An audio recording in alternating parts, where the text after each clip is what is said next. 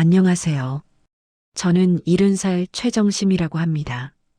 이렇게 여러분 앞에서 제 목소리로 인사를 드릴 수 있다는 것 자체가 저에게는 작은 기적입니다. 아들과 며느리만 믿고 집을 팔아서 요양원까지 내쫓긴 것도 모자라 목소리까지 잃은 사연 지금 시작하려 합니다. 여러분 제발 구독, 좋아요 부탁드립니다. 모두 건강하시고 복 받으세요. 그날도 평범한 봄날이었어요. 4월의 따스한 봄볕이 내리쬐는 오전, 저는 집 앞 작은 텃밭에서 상추를 뜯고 있었죠. 허리를 구부릴 때마다 관절이 삐걱거렸지만 전 아직 할 수 있었어요. 천천히 허리를 펴고 저는 40년을 함께한 제 집을 바라봤어요. 파란 페인트가 벗겨진 대문, 낡았지만 튼튼한 벽돌 담장. 저 집은 저에게 그저 집이 아니었어요. 남편을 일찍 보내고 홀로 아들을 키워낸 삶의 증거였거든요. 40년 전 남편이 공사장 사고로 세상을 떠났을 때 받은 합의금으로 동탄에 마련한 단독주택. 그게 제 전부였어요. 집 안으로 들어가니 거실 한쪽에 천으로 덮인 제 재봉틀이 보였어요. 평생을 바느질로 살아왔는데 이젠 눈이 침침해져서 석 달 전에 가게 문을 닫았죠. 생활비는 언제나 빠듯했어요. 한 달에 70만 원 받는 기초연금이 제 유일한 수입이었지만 아들에게 손 벌리지 않으려고 악착같이 버텼어요. 그날 점심을 먹고 설거지를 하고 있을 때 현관문이 열리는 소리가 들렸어요. 어머니, 계세요? 며느리 은이었어요. 아이고, 은희야, 어쩐 일이니? 며느리가 찾아온 건 오랜만이었어요. 이날따라 손에 과일 바구니를 들고 환하게 웃으며 들어왔어요. 우리는 거실 식탁에 마주 앉아 차를 마셨어요. 은희가 직접 과일도 깎아주고 차도 따라주었어요. 평소와는 다른 모습이었죠. 어머니, 요즘 어떻게 지내세요? 그냥저냥 지내지 뭐. 은희는 한참 동안 제 눈치를 살피더니 조심스럽게 말을 꺼냈어요. 제가 오늘 드릴 말씀이 있어서 왔어요. 이 집 말이에요. 요즘 이 동네 집값이 얼마나 올랐는지 아세요? 글쎄, 이웃들이 그런 얘기는 하던데. 어머니, 제가 부동산에 알아봤는데요. 이 집이 지금 20억은 받을 수 있대요. 저는 깜짝 놀랐어요. 20억이라는 숫자가 얼마나 큰 돈인지 실감이 나지 않았지만 엄청난 금액이라는 건 알 수 있었죠. 그렇게나? 근데 어머니, 제가 좋은 생각이 있어요. 이 집을 팔아서 건물을 사시는 거예요. 수익형 건물이요. 그럼 매달 월세가 들어오잖아요. 어머니 나이에 일도 못 하시는데 월세 받으면 편하게 사실 수 있어요. 저는 잠시 말없이 은희를 바라봤어요. 머릿속이 복잡했어요. 그런데 이 집을 팔면 내가 어디서 살아? 그건 걱정 마세요. 전세로 좋은 집 구해드릴게요. 어머니는 편하게 전세집에서 살고 건물에서 나오는 월세로 생활비 쓰시고 얼마나 좋아요. 그래도 이 집이 어머니, 솔직히 말씀드릴게요. 이 집 관리하시기 힘드시잖아요. 새 전세집에서 편하게 사시는 게 어머니한테도 좋아요. 제 마음이 흔들리기 시작했어요. 사실 요즘 부쩍 몸이 힘들었거든요. 민석이 생각은 어때? 남편도 찬성이에요. 어머니 노후를 위해서. 이게 최선이라고요. 우리가 나중에 약값이라도 대드려야 하는데. 그것도 어머니 마음 불편하시잖아요. 바로 그 말이었어요. 약가, 병원비, 자식들에게 짐이 되는 것. 그 순간 제 마음속에서 뭔가가 무너졌어요. 그래. 그럼 그렇게 해볼까? 은희의 얼굴이 환해졌어요. 어머니, 정말 잘 생각하셨어요. 제가 알아보니까 지금이 딱 팔 타이밍이래요. 제가 아는 부동산 사장님한테 연락해 볼게요. 은희는 바로 그 자리에서 전화기를 꺼냈어요. 모든 게 너무 빨리 진행되는 것 같았지만 이미 입 밖으로 나온 말을 되돌릴 수는 없었어요. 사흘 후 부동산 중개인이 집을 보러 왔어요. 그리고 일주일도 안 돼서 계약이 성사됐어요. 계약서에 도장을 찍는 순간 제 손이 떨렸어요. 이게 맞는 건가? 머릿속이 복잡했어요. 일주일 후 20억이 제 통장에 찍혔어요. 통장을 보는데도 실감이 나지 않았어요. 어머니, 축하드려요. 이제 건물만 잘 사면 되는 거예요. 건물은 어떻게 사는 거니? 그건 제가 알아볼게요. 어머니는 이런 거 잘 모르시잖아요. 좋은 건물 찾아서 꼭 연락드릴게요. 그래. 그럼 부탁한다. 그런데 어머니, 통장이랑 도장 좀 맡아도 될까요? 건물 계약할 때 필요하거든요. 전 은희에게 통장과 도장을 건넸어요. 그게 제 실수였다는 걸 그때는 몰랐죠. 그리고 어머니 전세집도 제가 알아볼게요. 어디가 좋으세요?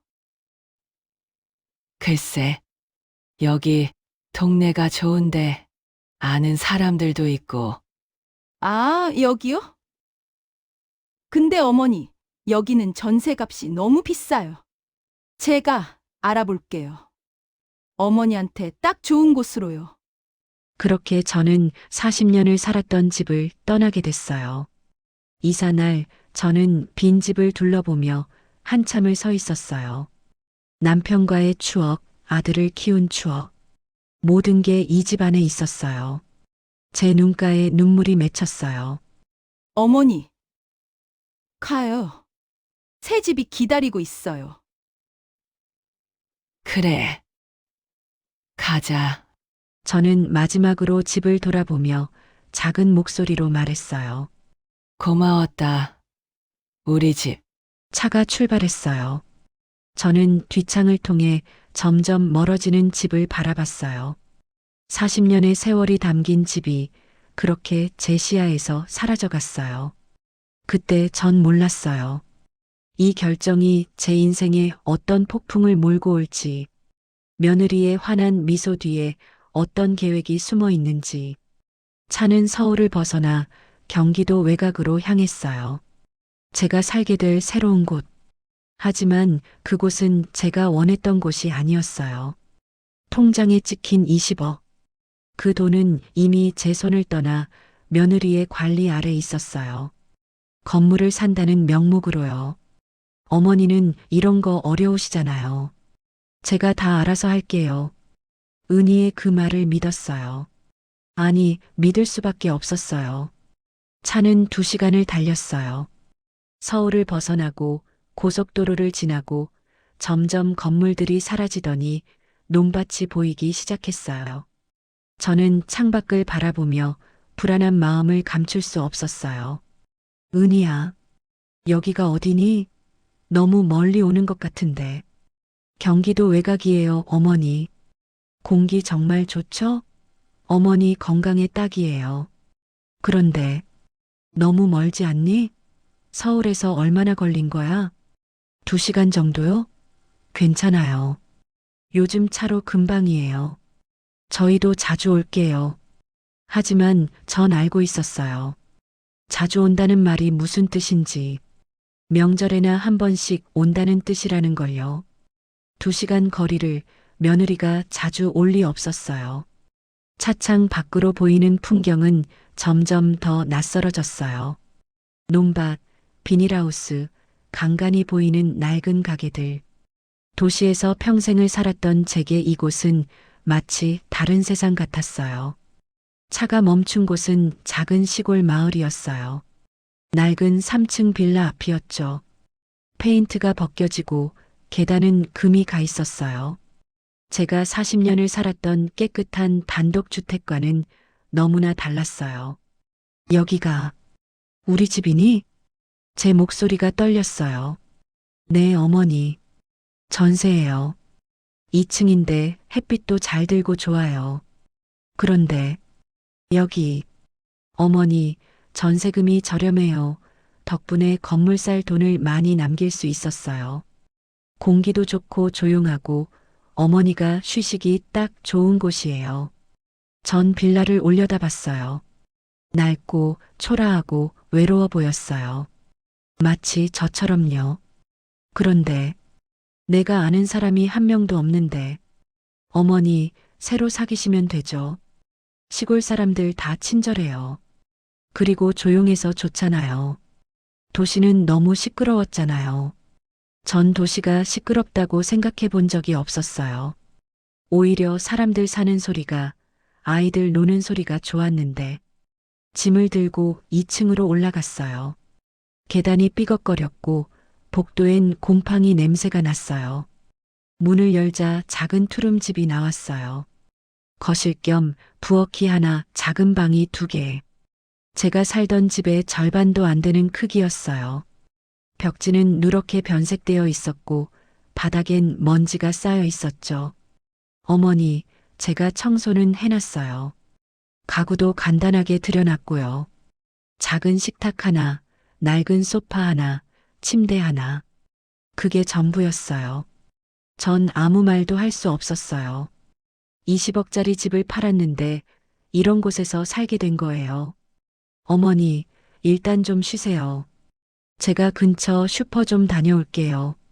생필품이랑 먹을 것 좀 사올게요. 은희가 나가고 전 텅 빈 집안에 혼자 남았어요. 낯선 냄새, 낯선 소리, 낯선 공기. 모든 게 낯설었어요. 창문을 열었어요. 논밭만 보였어요. 사람 하나 지나다니지 않았죠. 저 멀리 산만 보였어요. 아, 이게 뭐지? 저는 소파에 주저앉았어요. 갑자기 모든 게 후회되기 시작했어요. 왜 집을 팔았을까? 왜 며느리 말을 들었을까? 40년을 살던 집이 그리웠어요. 1시간쯤 지나서 은희가 돌아왔어요. 손에 봉지를 들고 있었죠. 어머니, 쌀이랑 라면이랑 기본적인 것들 사왔어요. 냉장고에 넣어드릴게요. 응. 근처에 슈퍼도 있고 버스 정류장도 있어요. 버스 타면 읍내까지 30분이면 가요. 그래. 전 기운이 없었어요. 아무 말도 하고 싶지 않았어요. 짐을 다 풀고 은희가 떠날 준비를 했어요. 어머니, 저 들어갈게요. 내일 그이가 필요한 거 사다 드릴 거예요. 응, 그래. 민석이한테 전화 좀 해줄래? 엄마가 잘 도착했다고. 네, 전화할게요. 어머니, 건물은 제가 계속 알아보고 있어요. 좋은 거 나오면 바로 연락드릴게요. 그래. 부탁한다. 언제쯤 살 수 있을까? 글쎄요. 좋은 물건 나와야 하니까요. 1달, 2달, 조금 기다리셔야 할 것 같아요. 그래. 알았어. 현관문이 닫혔어요. 은희의 발소리가 멀어져 갔어요. 그리고 전 완전히 혼자가 됐어요. 텅 빈 집안에서 저는 창밖만 바라봤어요. 해가 지고 있었어요. 어둠이 내리기 시작했죠. 그날 밤 전 잠을 이루지 못했어요. 낯선 집, 낯선 소리, 낯선 냄새. 40년을 살던 집이 그리웠고, 텃밭이 그리웠고, 이웃들이 그리웠어요. 김 선생님이 그리웠고, 순자 씨가 그리웠어요. 다음 날 아침, 전 일찍 일어났어요. 동네를 한번 둘러보고 싶었거든요. 빌라를 나서니 한적한 시골길이 펼쳐져 있었어요. 멀리 노인 한 분이 밭에서 일하고 계셨죠. 인사를 드리려고 다가갔어요. 안녕하세요. 노인은 저를 잠깐 쳐다보더니 고개만 끄덕이고는 다시 일을 하셨어요. 말 한마디 없이요. 조금 더 걸어가니 슈퍼가 하나 있었어요. 들어가서 물건을 보고 있는데 주인 아주머니가 쳐다보셨어요. 새로 오셨어요? 네. 어제 이사 왔습니다. 아, 그러세요. 그게 끝이었어요. 더 이상 말을 걸지 않으셨죠. 전 뭔가 물어보고 싶었어요. 병원이 어디 있는지, 시장은 어디로 가야 하는지. 하지만 물어볼 분위기가 아니었어요. 빈손으로 슈퍼를 나왔어요. 그리고 깨달았죠. 여기선 아무도 저에게 관심이 없다는 걸요. 며칠이 지났어요. 아들 민석이가 한 번 다녀갔어요. 하지만 30분도 안 있다가 급하게 떠났죠. 엄마, 죄송해요. 회사 일이 급해서. 여기 괜찮으시죠? 응, 괜찮아. 거짓말이었어요. 하나도 괜찮지 않았어요. 은희가 자주 올 거예요. 필요한 거 있으면 얘기하세요. 그리고 건물 매입 잘 되고 있대요. 조금만 기다리세요. 그래. 알았어. 엄마, 진짜 가봐야 해요. 죄송해요. 민석이가 떠나고 전 다시 혼자가 됐어요. 하지만 은희는 오지 않았어요. 일주일이 지나고 열흘이 지나도요. 전 혼자 슈퍼를 찾아가고 혼자 밥을 하고 혼자 텔레비전을 봤어요. 말할 사람이 아무도 없었어요. 시장을 찾아가려 했지만 길을 잘 몰랐어요. 버스를 타려 해도 버스 시간표를 모르겠더라고요. 이웃에게 물어보려 해도 사람들이 보이지 않았죠. 가끔 지나가는 사람들은 모두 바쁘게 지나갔고 저에게 관심을 주지 않았어요. 외로움이 뼛속 깊이 스며들었어요. 이런 외로움은 처음이었어요. 남편이 세상을 떠났을 때도 혼자 아들을 키울 때도 이렇게 외롭진 않았어요. 그땐 이웃들이 있었고 손님들이 있었고 아는 사람들이 있었으니까요. 하지만 여기엔 아무도 없었어요. 그러던 어느 날 은희가 큰 봉지를 들고 찾아왔어요. 2주일 만이었어요. 어머니, 어떻게 지내세요? 그냥 지내지. 혼자 불편하셨죠? 제가 요즘 너무 바빠서. 미안해요. 괜찮아. 근데 은희야, 건물은 어떻게 됐니? 아, 그게요. 아직 마땅한 게 없어서요. 조금만 더 기다리세요. 제 가슴이 답답해졌어요. 20억이나 되는 돈이 있는데 건물 하나 못 사나 싶었죠. 제가 오늘 좋은 거 가져왔어요.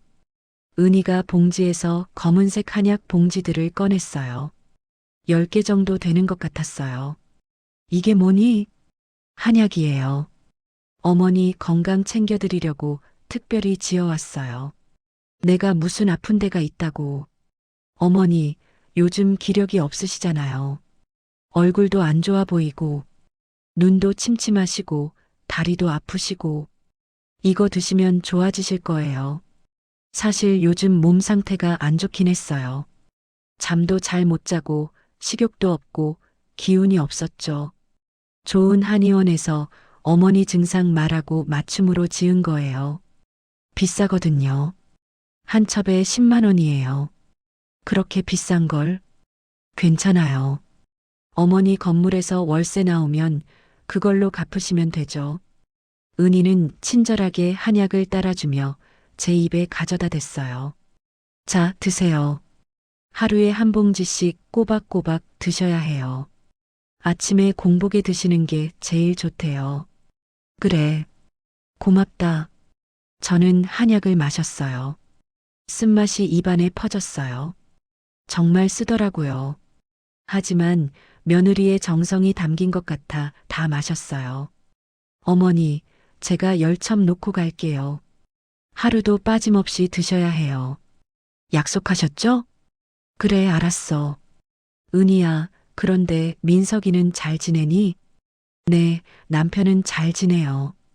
요즘 회사 일이 많아서 바빠요. 손주들은? 애들도 잘 커요. 요즘 학원 다니느라 바빠요. 전 손주들이 보고 싶었어요. 하지만 여기는 너무 멀었죠. 아이들을 데리고 2시간을 오긴 힘들 거예요. 그리고 어머니, 건물은 아직 좋은 게 안 나왔어요. 조금만 더 기다리세요. 제가 어머니 돈 정말 아끼고 아껴서 최고 좋은 건물 살 거예요. 그래. 천천히 해라. 급한 건 아니니까. 어머니 정말 착하세요. 다른 분 같았으면 벌써 난리 났을 텐데. 은희가 웃으며 말했어요. 하지만 그 웃음이 왜 그렇게 이상해 보였는지 몰라요. 은희가 떠나고 전 매일 아침 한약을 먹었어요. 며느리가 저를 걱정해 준다는 게 고마웠거든요. 이렇게라도 연결되어 있다는 느낌이 들어서요. 하루, 이틀, 사흘. 한약을 먹은 지 나흘째 되던 날이었어요. 아침에 한약을 먹고 설거지를 하는데 이상한 느낌이 들었어요. 혀가 뻣뻣한 것 같았어요.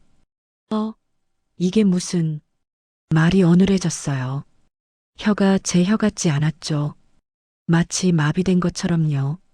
처음엔 한약 때문에 일시적으로 그런가 싶었어요. 조금 있으면 괜찮아지겠지 하고 생각했죠. 하지만 시간이 지나도 나아지지 않았어요. 오히려 점점 더 심해졌어요. 점심을 먹으려는데 음식을 씹기가 힘들었어요. 혀가 제대로 움직이지 않았거든요. 이상하네. 왜 이러지? 혼잣말을 하려는데 발음이 명확하지 않았어요. 날이 갈수록 증상은 심해졌어요. 닷새째, 여섯째. 제 혀는 점점 굳어갔어요. 말을 하려고 해도 소리가 제대로 나오지 않았어요. 일주일째 되던 날, 전 완전히 말을 잃었어요. 혀가 굳어버린 거예요. 아무리 애를 써도 입 밖으로 말이 나오지 않았어요. 저는 공포에 휩싸였어요. 무슨 일이 일어난 건지 알 수 없었지만 분명 한약과 관련이 있다는 생각이 들었어요. 손이 떨렸어요. 전화기를 들었어요. 아들에게 전화를 걸어야 했어요. 버튼을 눌러 민석이에게 전화를 걸었어요. 신호음이 울리고 아들이 받았어요. 여보세요? 엄마. 소리를 내려고 했지만 말이 나오지 않았어요. 엄마, 왜 그러세요? 말씀 좀 하세요. 엄마, 무슨 일이세요? 말 좀 해보세요. 다치셨어요? 저는 눈물을 흘리며 끊임없이 소리를 내려 했지만 혀가 움직이지 않았어요. 그저 신음소리만 나왔죠. 엄마, 잠깐만요. 은희한테 바로 전화할게요. 걱정 마세요. 전화가 끊어졌어요. 전 바닥에 주저앉았어요. 눈물이 흘러내렸어요. 말을 할 수 없다는 게 이렇게 무서운 일인지 몰랐어요. 1시간쯤 지났을까요? 현관문이 열리는 소리가 들렸어요. 은희가 황급히 들어왔어요. 어머니, 무슨 일이세요? 저는 눈물을 흘리며 입을 벌렸지만 말이 나오지 않았어요. 손으로 제 혀를 가리켰어요. 은희는 저를 살폈어요. 제 입을 들여다보고 혀를 보았죠. 그리고 잠시 제 눈을 들여다보았어요. 그 순간이었어요. 은희의 눈빛이 변했어요.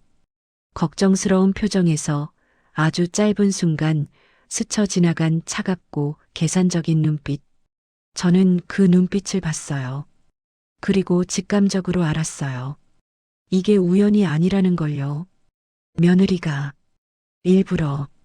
하지만 은희는 금방 다시 걱정스러운 표정을 지으며 말했어요. 어머니, 큰일이네요. 병원 가봐야겠어요. 제가 모시고 갈게요. 걱정 마세요. 저는 은희의 손을 뿌리치고 싶었어요. 하지만 그럴 수 없었어요. 말도 못하는 제가 어떻게 저항할 수 있겠어요. 병원에서 검사를 받았어요. 의사는 고개를 갸우뚱하며 말했어요. 특별한 이상은 없는데 일시적인 마비 증상 같습니다. 조금 지켜봐야겠어요. 하지만 증상은 나아지지 않았어요. 아니, 더 심해졌어요. 저는 며느리를 의심했어요. 하지만 증거가 없었죠. 게다가 말을 할 수 없으니 누구에게도 제 의심을 전할 수 없었어요. 그때 전 생각했어요. 그를 알았더라면 어렸을 때 맏딸로 태어나 집안 살림을 돕느라 학교에 가지 못했던 저. 동생들은 학교에 보냈지만 전 집안 일을 해야 했어요. 밥하고 빨래하고 동생들 돌보고 그러다 보니 평생 글을 배우지 못했어요. 편지 한 장 쓸 수 없었고 신문도 읽을 수 없었어요. 그게 이렇게 독이 될 줄은 몰랐어요. 며느리는 항상 제 집에 갈 때마다 뜯지 않은 우편물들이 쌓여 있는 걸 봤을 거예요. 고지서든 안내문이든 전 읽을 수 없었으니까요. 그래서 알았겠죠. 제가 글을 모른다는 걸요. 어머님이 글을 모르신다는 걸 그때 알았지. 이제 말도 못하시니 요양원에 모시면 되겠네. 그럼 모든 게 내 손안에 들어오는 거야. 20억이. 며느리는 분명 그렇게 생각했을 거예요. 며칠 후 은희가 다시 찾아왔어요. 그리고 침착한 목소리로 말했어요. 어머니, 제가 여러 병원을 알아봤는데요. 이런 증상은 전문적인 치료가 필요하대요. 요양원에서 제대로 치료받으시는 게 좋을 것 같아요. 저는 고개를 세차게 저었어요. 눈물을 흘리며 손을 내저었죠. 하지만 말로 거부할 수 없었어요. 어머니, 저희가 직장 다니면서 어머니 간호하기 힘들어요. 그리고 여기 혼자 계시면 위험하잖아요. 말도 못 하시는데 무슨 일 생기면 어떡해요. 요양원이 안전해요. 저는 계속 고개를 저었지만 은희는 이미 결정을 내린 듯 했어요. 제가 좋은 요양원 알아봤어요. 거기로 모실게요. 시설도 좋고 간호사들도 친절하대요. 제 눈에서 눈물이 끊임없이 흘러내렸어요. 제가 완전히 갇혀버렸다는 걸, 이제 빠져나갈 길이 없다는 걸 깨달았어요. 말도 못하고 글도 모르고 돈도 없는 저. 며느리의 소나기에 완전히 들어가 버린 저. 일주일 후 전 요양원으로 옮겨졌어요. 민석이도 함께 왔어요. 차 안에서 아들은 눈물을 흘리며 말했죠. 엄마, 미안해요. 제가 돌봐드려야 하는데. 죄송해요. 회사 일도 있고 애들도 있고 엄마 혼자 두면 위험하잖아요. 하지만 전 알았어요. 아들도 며느리 말에 따르고 있다는 걸. 아들도 저를 버렸다는 걸요. 요양원에 도착했어요. 3층짜리 건물이었는데 생각보다 낡아 보였어요. 문을 열고 들어가니 소독약 냄새가 코를 찔렀어요. 최정심님 맞으시죠? 어서 오세요. 간호사가 나와서 맞이했어요. 친절해 보였지만 그게 무슨 소용이었을까요? 4인실로 안내해 드릴게요. 창가 자리 좋은데 배정해 드렸어요. 복도를 지나가는데 여기저기서 신음소리가 들렸어요. 누군가는 울고 있었고 누군가는 중얼거리고 있었어요. 4인실에 들어갔어요. 침대가 4개 있었는데 제 침대 옆에만 한 분이 계셨어요. 머리가 하얗게 센 할머니였죠. 그분은 눈을 감고 누워 계셨어요. 숨소리만 가쁘게 쉬고 계셨죠. 어머니, 여기서 편히 쉬세요. 제가 자주 올게요. 민석이가 말했지만 전 믿지 않았어요. 은희는 간호사와 이야기를 나누고 있었어요. 뭔가 서류를 작성하고 있었죠. 보호자분, 여기 사인 부탁드려요. 네. 은희는 서류에 사인을 했어요. 제 인생을, 제 자유를 서류 한 장으로 넘겨버린 거예요. 그럼 저희는 이만 갈게요. 어머니, 잘 계세요. 요양원 문이 닫혔어요. 민석이와 은희가 떠나고 전 4인실 침대에 혼자 남았어요. 전 침대에 누워 천장을 바라봤어요. 낡은 천장, 형광등, 금이 간 페인트. 이게 제가 남은 인생을 보낼 곳이구나 싶었어요. 20억은 어디로 갔을까? 건물은 샀을까? 아니, 처음부터 건물을 살 생각이 없었던 건 아닐까? 저는 입 밖으로 소리를 낼 수 없었지만 마음속으로는 절규했어요. 내 평생이 다 뭐였나? 눈물이 베개를 적셨어요. 70년을 살아온 제 인생이 하루아침에 무너져 내렸어요. 요양원에서의 첫날 밤은 끝없이 길었어요. 전 낯선 천장을 바라보며 눈물만 흘렸어요. 옆 침대에서는 할머니가 잠꼬대를 했고 복도에서는 간호사들의 발소리가 들렸어요. 내가 왜 여기 있는 걸까? 저는 마음속으로 되뇌었어요. 하지만 입 밖으로는 아무 소리도 낼 수 없었죠. 다음 날 아침 간호사가 들어왔어요. 최정심 할머니, 아침 식사 시간이에요. 일어나실 수 있으세요? 저는 고개를 끄덕였어요. 간호사가 휠체어를 가져왔어요. 휠체어 타시는 게 안전해요. 식당까지 모셔다 드릴게요. 간호사는 친절했어요. 하지만 저에겐 모든 게 낯설고 두려웠어요. 휠체어에 앉혀져 식당으로 갔을 때 수십 명의 어르신들이 앉아 계셨어요. 어떤 분은 말없이 식사를 하고 어떤 분은 혼자 중얼거리고 어떤 분은 멍하니 앞을 바라보고 계셨어요.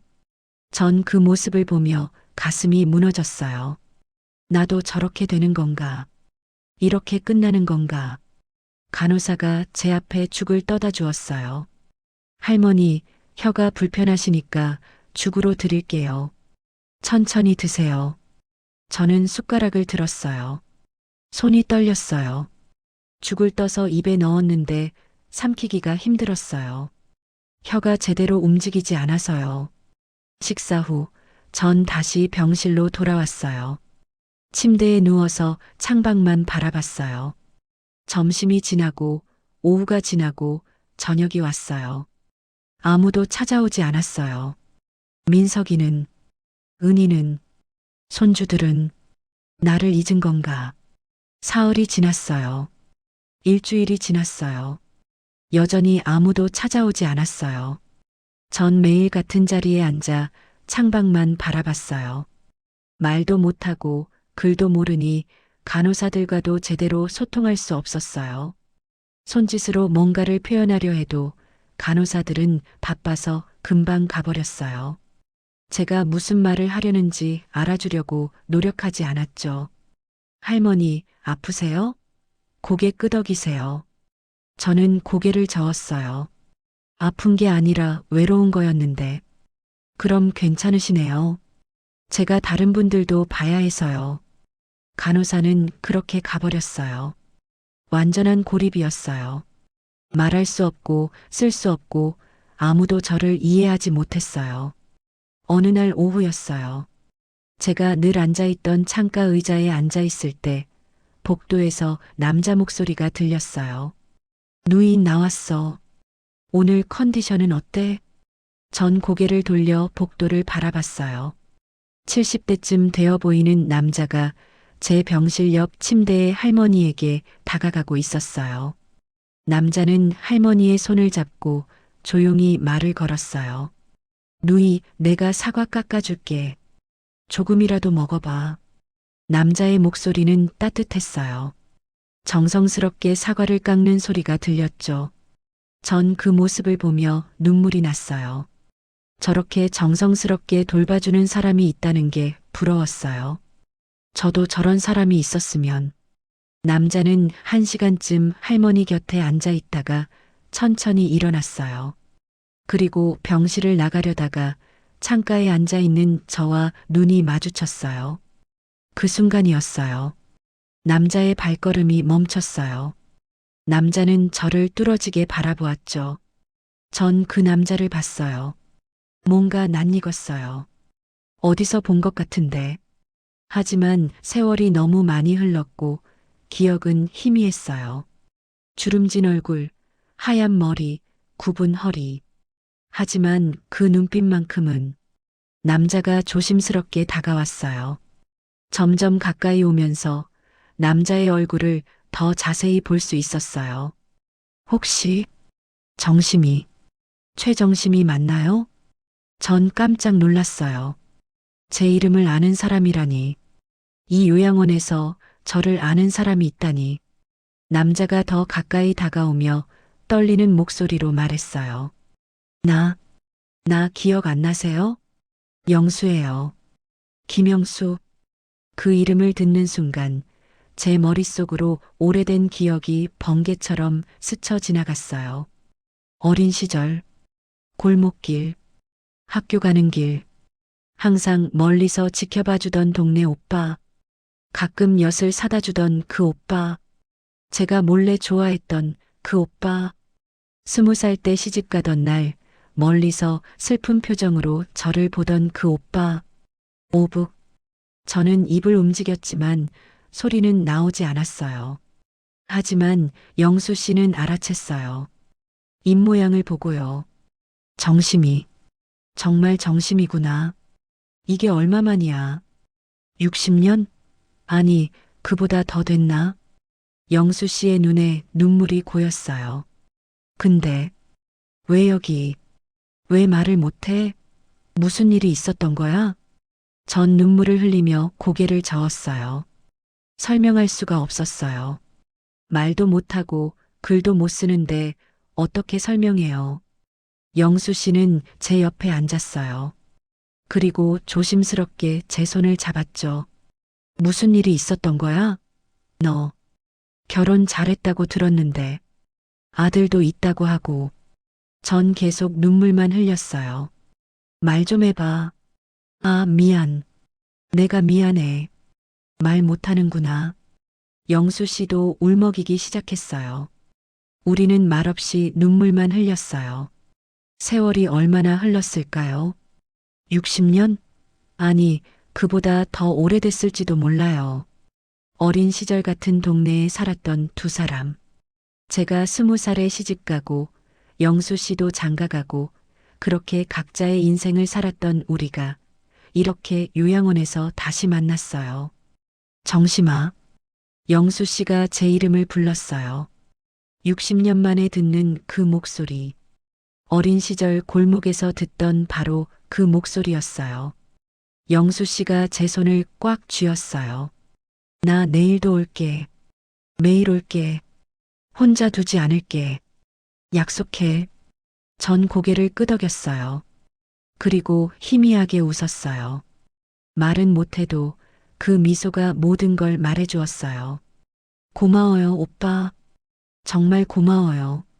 다음 날부터 영수 씨는 매일 찾아왔어요. 오전에 누이를 돌보고 오후에는 제 곁에 앉아 있었죠. 처음엔 영수 씨가 말을 많이 했어요. 정심아, 나 기억나? 우리 골목에서 엿날리기 했잖아. 너 혼자 못 날리니까 내가 도와줬지. 그때 내가 얼마나 좋아했는데. 나도 그때가 좋았어. 전 고개를 끄덕였어요. 기억나요. 다 기억나요. 너 20살에 시집갈 때 나 멀리서 봤어. 가마 타고 가는 거. 그때 내가 얼마나 속상했는지 몰라. 근데 뭐 너도 행복하게 살았으면 했어. 전 고개를 저었어요. 행복하지 않았어요. 남편을 일찍 보내고 혼자 아들 키우고 힘들게 살았어요. 내 인생도 참 우여곡절이 많았어. 장가가서 애 셋 낳고 장사도 하고 힘들게 살았지 뭐. 그래도 아내 덕분에 잘 살았어. 근데 10년 전에 먼저 보냈어. 암이었어. 영수 씨의 이야기를 들으며 전 고개를 끄덕이거나 손을 흔들며 반응했어요. 말은 못해도 듣는 건 할 수 있었으니까요. 시간이 흐르면서 우리는 말없이도 서로를 이해하게 됐어요. 제가 고개를 끄덕이면 영수 씨는 알았어요. 제가 눈물을 흘리면 영수 씨는 제 손을 잡아줬어요. 일주일쯤 지났을 때였어요. 영수 씨가 오늘은 표정이 어두웠어요. 정심아, 우리 누이가 오늘 아침에 세상을 떠났어. 영수 씨는 말을 잇지 못했어요. 눈물만 흘렸죠. 전 알았어요. 옆 침대에 할머니가 돌아가셨다는 걸요. 저도 눈물을 흘렸어요. 얼굴도 제대로 보지 못했지만 같은 병실을 썼던 분이었으니까요. 그리고 영수 씨의 누나였으니까요. 영수 씨는 며칠간 오지 못했어요. 장례를 치르느라 바빴던 거죠. 그 며칠 동안 전 다시 혼자였어요. 영수 씨를 만나기 전보다 더 외로웠어요. 희망을 가졌다가 잃는 것만큼 슬픈 일이 없었으니까요. 오빠가 이제 안 오는 건 아닐까? 누나도 돌아가셨는데 이제 저를 볼 이유가 없는 거 아닐까? 하지만 일주일 후 영수 씨는 다시 나타났어요. 피곤해 보였지만 저를 보자마자 웃었어요. 미안해, 정심아. 늦었지? 장례 치르느라. 힘들었어. 영수 씨는 제 손을 잡았어요. 누나는 갔지만 난 너를 안 떠나. 내가 너 돌봐줄게. 이제 누나 대신 내가 내 가족이야. 그 말에 전 울음을 터뜨렸어요. 소리는 나지 않았지만 눈물이 멈추지 않았어요. 그날부터 영수 씨는 제 전담 간병인이 되었어요. 아침마다 세수시켜주고 머리 빗겨주고 식사도 챙겨주었죠. 간호사들이 신기해했어요. 최정심 할머니, 아드님이 정말 효자시네요. 매일같이 오시고 이렇게 정성껏 돌보시고 영수 씨는 웃으며 말했어요. 아들이 아니라 그냥 옛날부터 알고 지낸 사이예요. 어렸을 때 같은 동네 살았거든요. 그래도 이렇게 정성스럽게 돌보시다니 대단하세요. 요즘 친자식들도 이렇게 안 하던데요. 영수 씨는 저를 바라보며 말했어요. 이분은 내 첫사랑이었거든요. 제 얼굴이 빨개졌어요. 영수 씨는 장난스럽게 웃었죠. 농담이야, 농담. 근데 진짜로 좋아하긴 했어. 어렸을 때, 지금도 좋아하고, 한 달이 지났어요. 제 표정이 많이 밝아졌어요. 매일 영수 씨가 찾아오니까요. 영수 씨는 저에게 책도 읽어주고, 노래도 불러주고, 창밖 풍경을 같이 보며 이야기도 해주었어요. 저기 봐, 정심아. 참새들이 모여있네. 옛날에 우리 골목에도 참새가 많았지? 너 참새 모이 주던 거 기억나? 전 고개를 끄덕였어요. 너도 참 고생 많았구나. 남편 일찍 보내고 혼자 아들 키우고 쉽지 않았을 텐데. 전 눈물을 흘렸어요. 정말 쉽지 않았어요. 나도 아내를 10년 전에 먼저 보냈어. 병으로. 참 힘들더라고. 혼자 남는다는 게 외롭고 쓸쓸하고. 근데 너를 여기서 만난 게 신기해. 운명인가 봐. 우리는 서로의 상처를 나눴어요. 말없이도 눈빛만으로도요. 어느 날 영수 씨가 심각한 표정으로 물었어요. 정심아, 솔직히 말해봐. 내가 왜 여기 있는 거야? 뭔가 이상해. 말도 갑자기 못하게 됐다고 했잖아. 누가 너한테 이런 짓을 한 거 아니야? 전 눈물을 흘렸어요. 영수 씨의 손을 꽉 쥐었죠. 맞구나. 누가 그런 거지? 아들, 며느리? 전 고개를 끄덕였어요. 며느리라는 표시였죠. 영수 씨의 얼굴이 굳었어요. 며느리가 어떻게, 왜? 전 손짓으로 설명하려 했지만 복잡한 이야기를 전달하기는 어려웠어요. 집을 팔았다는 것, 돈을 빼앗겼다는 것, 한약을 먹었다는 것. 어떻게 손짓으로 설명해요? 영수 씨가 종이와 펜을 꺼냈어요. 정심아, 글을 못 쓰지? 전 고개를 끄덕였어요. 부끄러웠지만 사실이었어요. 그럼 내가 물어볼게. 하나씩. 그럼 너는 고개로 대답해줘. 응? 전 고개를 끄덕였어요. 집을 팔았어? 끄덕임. 며느리가 권유했어? 끄덕임. 돈을 며느리가 가져갔어? 끄덕임. 현은 한약이나 약 때문인 것 같아? 전 눈이 커졌어요. 영수 씨가 정확히 짚었어요. 끄덕임. 며느리가 준 약이야? 끄덕임. 영수 씨의 얼굴이 분노로 일그러졌어요. 이건 범죄야. 정심아, 내가 우리 아들한테 말해볼게. 우리 아들이 변호사거든. 좀 알아봐 달라고 할게. 제 눈이 커졌어요. 변호사? 희망이 보이는 것 같았어요. 걱정 마. 내가 꼭 도와줄게. 너 혼자 두지 않아. 약속해. 다음 날 영수 씨가 젊은 남자와 함께 왔어요. 단정한 정장 차림에 영수 씨를 닮은 남자였죠.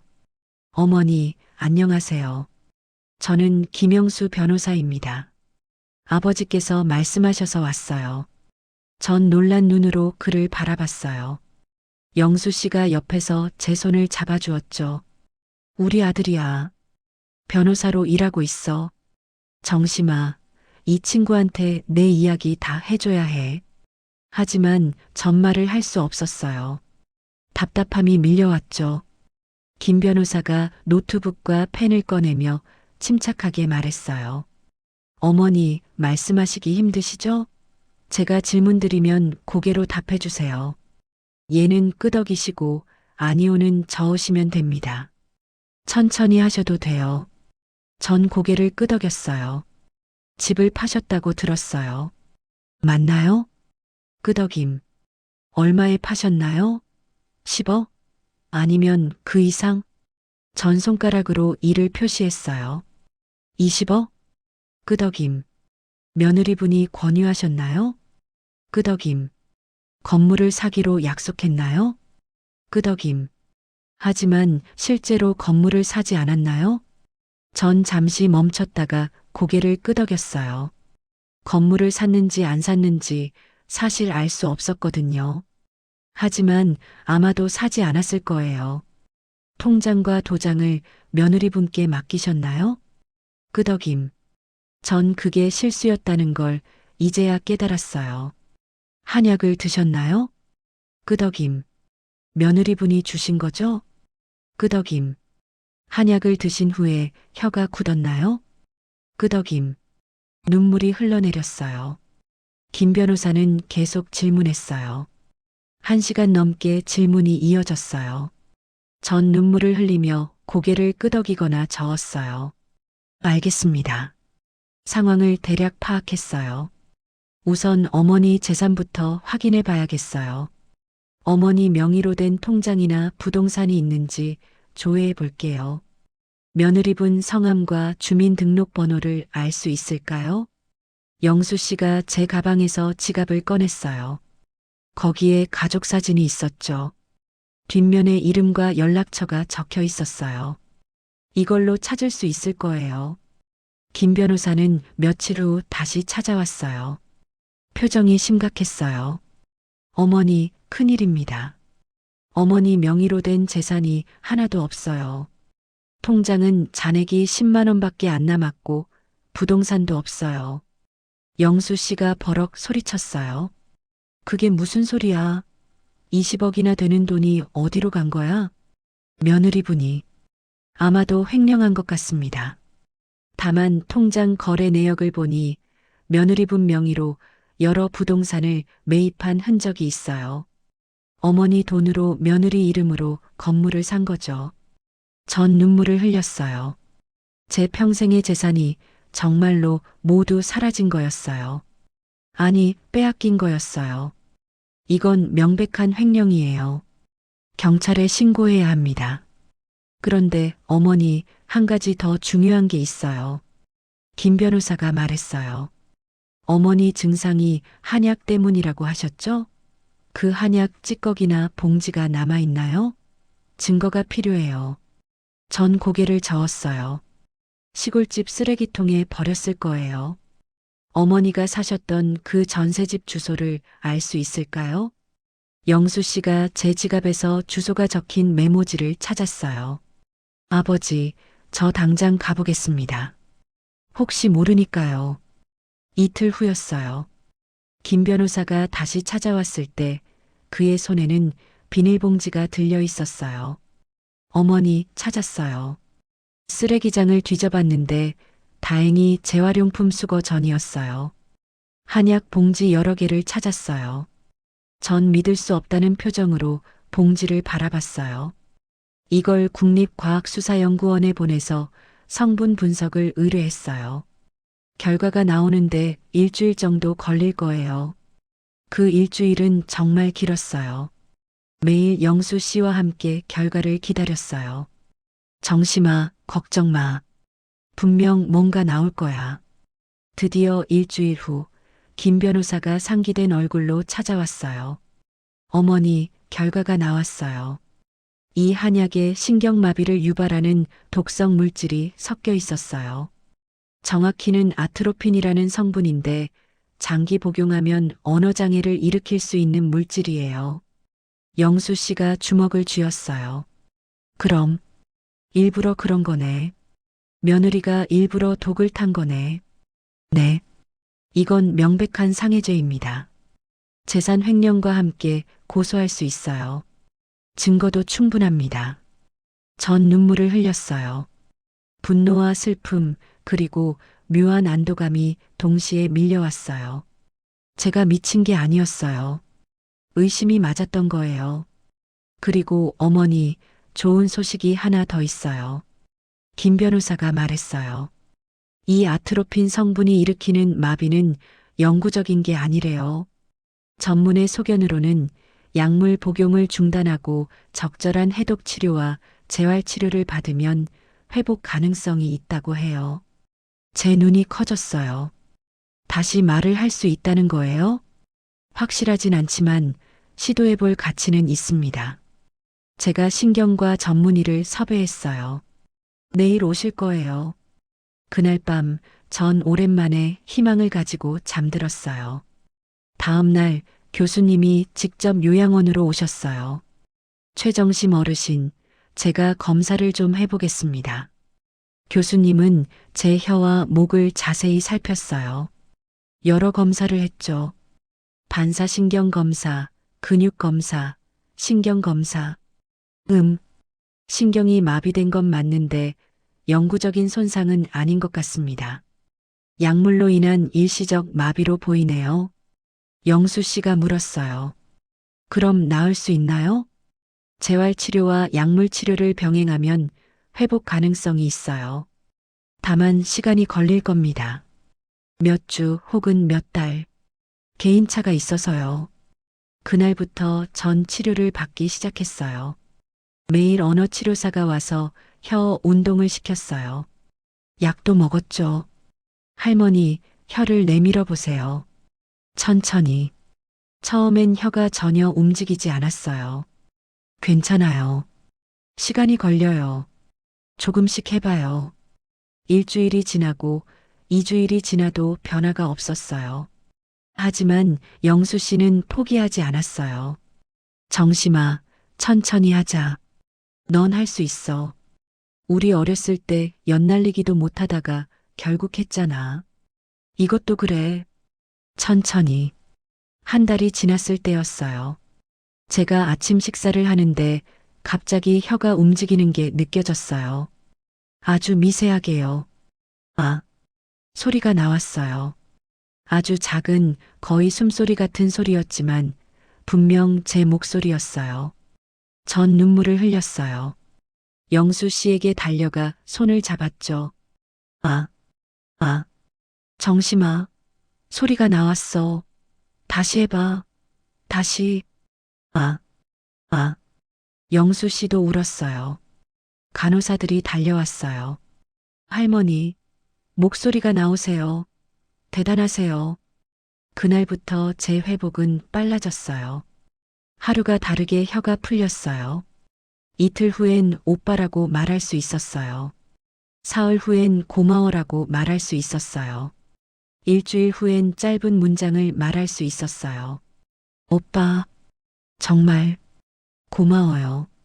오빠 아니었으면 전 여기서 말을 하다가 눈물이 났어요.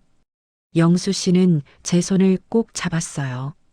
정심아, 내가 돌아왔구나. 내 목소리를 다시 들으니까 정말 기뻐. 나도 고마워. 내가 여기 있어줘서. 목소리를 되찾고 나서 전 김 변호사에게 모든 것을 자세히 말해줄 수 있었어요.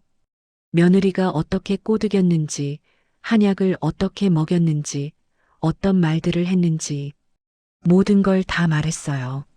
어머니, 충분한 증거가 모였어요. 이제 며느리와 아드님을 법정에 세울 수 있습니다. 형사고소와 민사소송을 동시에 진행하겠습니다. 며칠 후 경찰이 며느리를 체포했어요.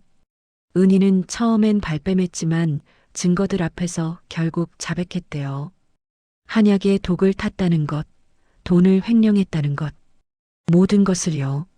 아들 민석이도 공범으로 조사를 받았어요. 하지만 민석이는 아내가 시키는 대로만 했을 뿐 자세한 내막은 몰랐다고 했대요. 하지만 그것도 죄였어요. 알면서도 방조한 거니까요. 법원 심리가 시작됐어요. 전 법정에 증인으로 섰어요. 판사님이 물었어요. 피해자께서 직접 말씀해 주시겠습니까? 전 떨리는 목소리로 말했어요. 저는 며느리를 믿었어요. 제 아들을 믿었고요. 그런데 그들은 제 평생을 빼앗아 갔어요. 돈이 아까운 게 아니에요. 저를 사람 취급도 안 하고 말도 못하게 만들어서 법정이 조용했어요. 판결이 나왔어요. 며느리 은희는 징역 5년과 20억 전액 배상, 아들 민석이는 집행유예 2년. 판결 후 민석이가 요양원으로 찾아왔어요. 엄마, 죄송해요. 정말 죄송해요. 몰랐다고? 내가 한약 먹고 말 못하게 됐을 때 넌 한 번이라도 의심해 봤니? 난 이제 아들이 없어. 돌아가. 민석이는 무릎을 꿇었지만 전 돌아섰어요. 영수 씨가 제 어깨를 감싸 안았어요. 한 달 후 전 요양원을 나왔어요. 20억은 모두 제 통장으로 돌아왔고 영수 씨가 차를 가지고 저를 데리러 왔어요. 정심아, 준비됐어? 우리 이제 진짜 인생 시작하는 거야. 영수 씨와 전 부동산을 돌아다녔어요. 서울 외곽의 작은 상가 건물을 15억에 샀어요. 매달 500만 원 임대료가 들어오는 건물이었죠. 그리고 건물 근처에 작은 아파트 2채를 샀어요. 같은 층의 옆집이었죠. 이사하는 날 영수 씨가 초인종을 눌렀어요. 정심아, 저녁 같이 먹자. 오빠, 제가 할게요. 된장찌개 끓일게요. 저녁을 먹으며 우리는 이야기를 나눴어요. 정심아, 앞으로 뭐 하고 싶어? 평생 일만 했으니까 좀 쉬고 싶어요.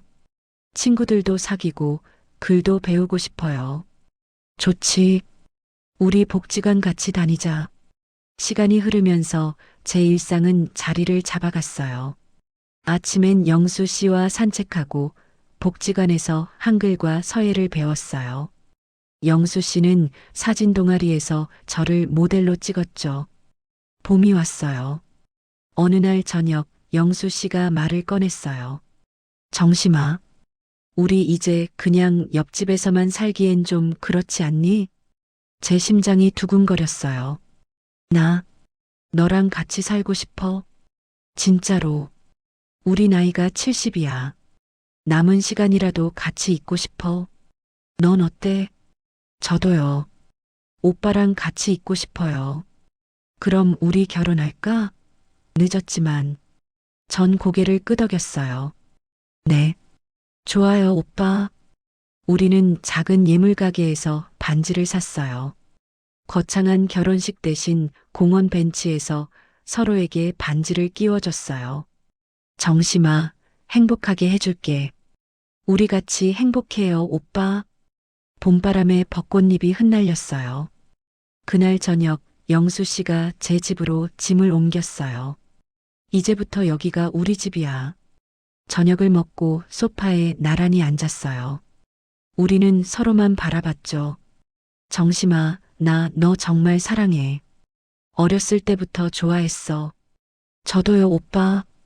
저도 오빠 좋아했어요. 영수 씨가 제 손을 잡았어요. 그리고 천천히 제 볼에 손을 댔죠. 정심아, 내가 안아도 돼? 전 고개를 끄덕였어요. 영수 씨가 저를 조심스럽게 안았어요. 따뜻했어요. 70년을 살아오며 느껴보지 못한 온기였어요. 정심아, 나 너랑 진짜 하나가 되고 싶어. 우리 이제 부부잖아.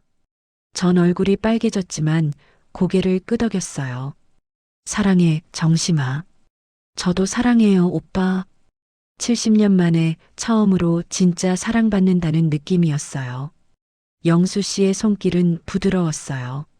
제 주름진 손을 잡고 하얀 머리를 쓰다듬고 예쁘다고 말했어요. 정심아, 넌 정말 예뻐. 주름도 예쁘고 하얀 머리도 예쁘고. 전 울었어요. 평생 예쁘다는 말을 들어본 적이 없었거든요. 우리는 그렇게 서로를 안았어요.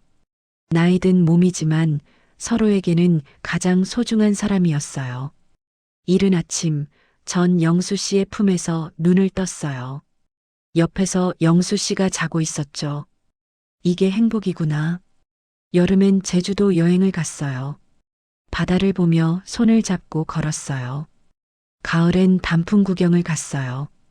복지관 친구들과 함께요. 겨울이 왔어요.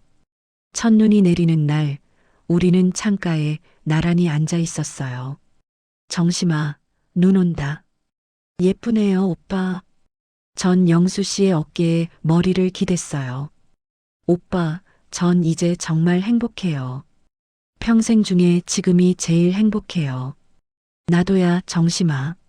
나도 너 때문에 행복해. 창밖으론 눈이 계속 내렸어요. 하얗고 깨끗한 눈이요. 제 인생도 그렇게 다시 하얗게 새롭게 시작되고 있었어요. 70년을 살아오며 겪었던 배신과 고통. 하지만 그 끝에서 전 진짜 행복을 만났어요. 늦었지만 딱 맞는 시간에 제 봄이 찾아온 거예요. 이렇게 제 이야기가 끝났어요. 집을 팔라고 꼬드긴 며느리 때문에 모든 걸 잃을 뻔했지만 결국 전 더 큰 것을 얻었답니다. 제 목소리를 되찾았고 제 재산을 되찾았고 무엇보다 제 인생을 되찾았어요. 그리고 60년 만에 다시 만난 첫사랑과 인생의 늦은 봄을 함께 맞이하고 있답니다. 여러분, 인생은 언제든 다시 시작할 수 있어요. 70세에도 80세에도요. 포기하지 마세요. 제가 그랬던 것처럼 여러분에게도 반드시 봄이 올 거예요. 제 이야기를 들어주셔서 고맙습니다.